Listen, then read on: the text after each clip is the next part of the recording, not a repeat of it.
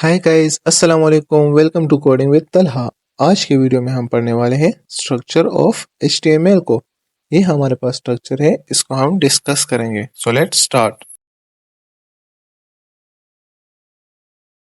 जैसे कि हमने पिछले वीडियो में दो फोल्डर बनाए थे, एक नोटपैड का और एक विजुअल स्टूडियो का।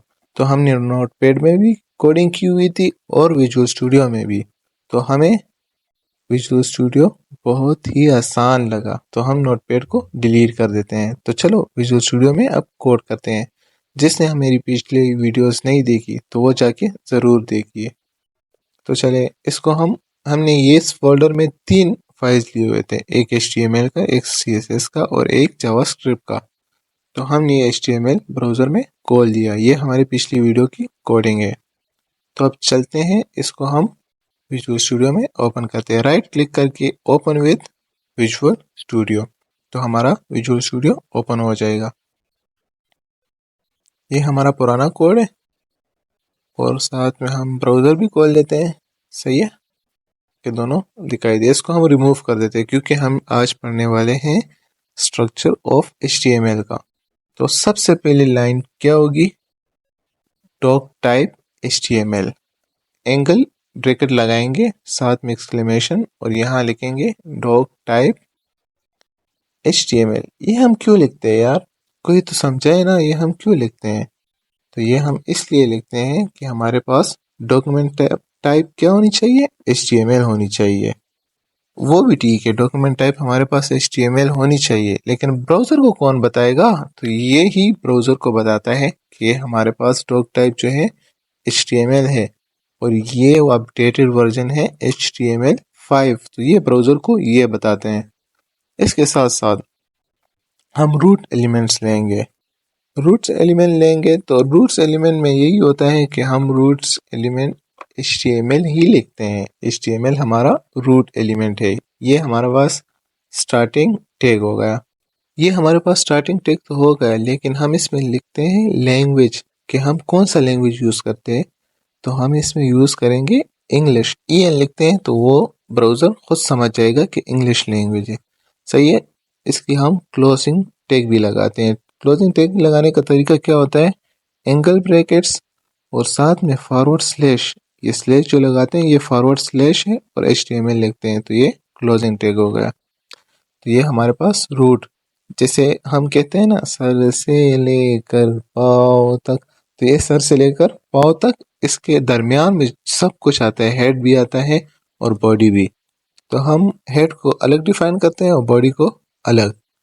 जिस तरह हम ब्राउज़र में देखें, ये ऊपर ये हमारे पास IP एड्रेस है और साथ में ये फाइल का नेम। सही है। अब लिखते हैं हेड।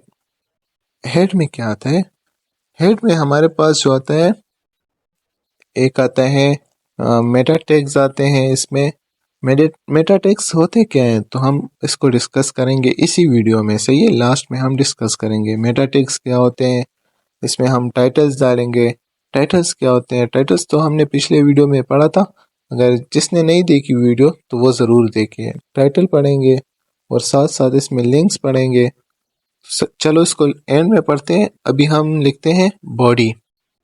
जैसे हमारे हेड के बाद बॉडी आती है, तो बॉडी में हम जो भी लिखेंगे, चाहे वो हेडिंग हो, पैराग्राफ हो, इमेजेस हो, लिंक्स हो, वगैरह वगैरह, जो भी हो वो हमारा ब्राउज़र में शो होगा। और हेड में जब हम जो भी लिखते हैं तो वो हमारे ब्राउज़र में शो नहीं होगा। चलो हम बॉडी में कुछ लिखते हैं, कोडिंग विद तलहा। तो ये हमारे पास शो होता है कि नहीं? इसको Ctrl+S कर देते हैं। ओए चलो ना, रिफ्रेश हो जाओ। बस टाइम इसका दिमाग ख़राब हो जाता है। चलो इस दफ़ा हम इसको रिफ्रेश करते हैं, लेकिन नेक्स्ट टाइम नहीं करेंगे। सही है।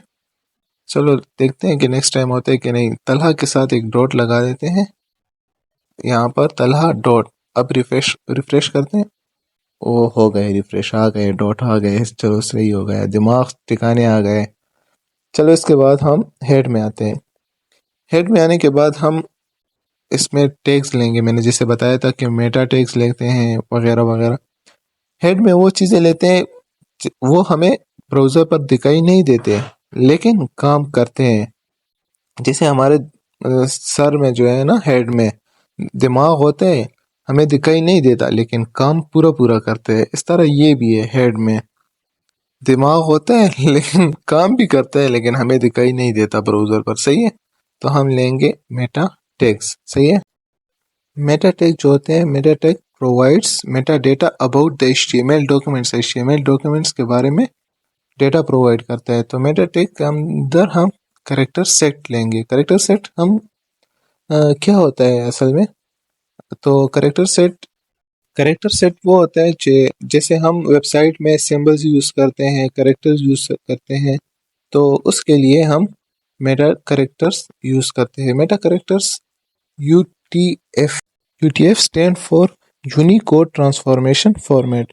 मतलब कि इसके अंदर जो भी कुछ होगा, लिंक्स मतलब सॉरी सिंबल्स होंगे, करेक्टर होगा, तो ये इसको बाय डिफॉल्ट जो है ना एक्सेप्ट करेगा और हमारा कोड जो है सही आएगा।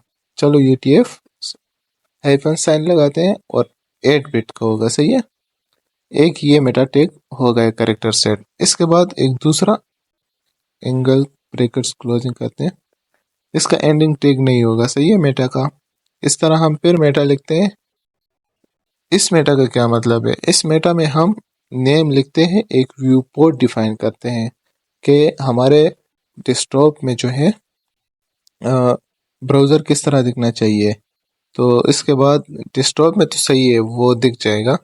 फिर हम टैबलेट लेंगे, तो टैबलेट तो डेस्कटॉप से थोड़ा छोटा है, तो इसमें किस तरह वेबसाइट दिखाई देगा।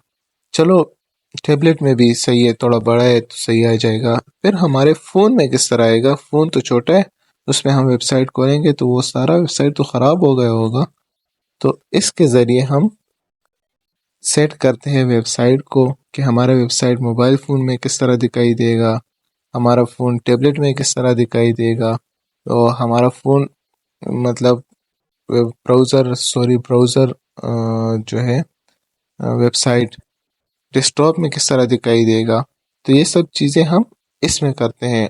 अभी फ़िलहाल के लिए हम नॉर्मल कर देते हैं, नॉर्मल रख देते हैं, ताकि क्योंकि हम डेस्कटॉप में ही करते हैं, तो इसको हम नॉर्मल रख देते हैं। इनिशियल को हम 1.0 कर देते हैं।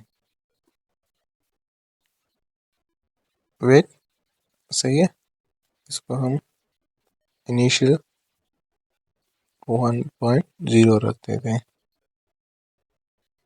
कि हमारा ये प्रॉपर्ली दिखाई दे। 1.0 हो गया, सही है।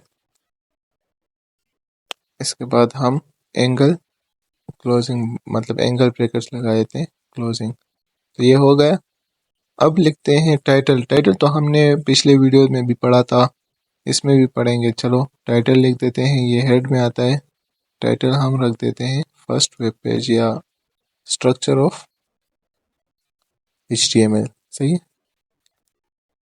एक कंट्रोल एस हो गया। देखें ऊपर स्ट्रक्चर ऑफ HTML। अगर हमारा कोई ब्राउज़र जो है मतलब हमें एक वेबसाइट बनाए और कोई हमारा वेबसाइट मतलब विजिट करे, तो टाइटल में हमें उसको क्या दिखाई देगा, स्ट्रक्चर ऑफ HTML। इसके बाद मैंने लिंक की बात की है, तो हमने एक ही फोल्डर में 3 फाइल्स लिए हुए थे, एक HTML का, एक CSS का। उसको हम CSS और HTML को लिंक करेंगे, तो सिंपल लिंक लिखेंगे और रियल क्या होगा, स्टाइल शीट है। स्टाइल शीट हमें इसमें हम स्टाइलिंग करते हैं। href क्या है कि मतलब जो फाइल आपने सेव की है उसका नेम लेके इसमें डाल दें।